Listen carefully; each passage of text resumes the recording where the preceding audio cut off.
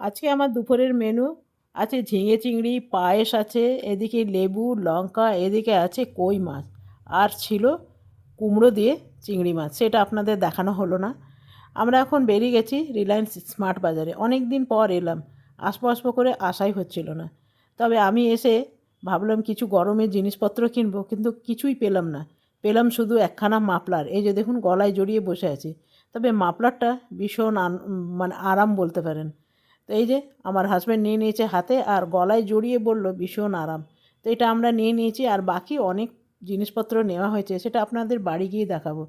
তবে এখন বিয়ের সিজন চলছে বলে নানা রকম গিফট আইটেম এসছে, আর মোটামুটি সাধ্যের মধ্যেই আছে।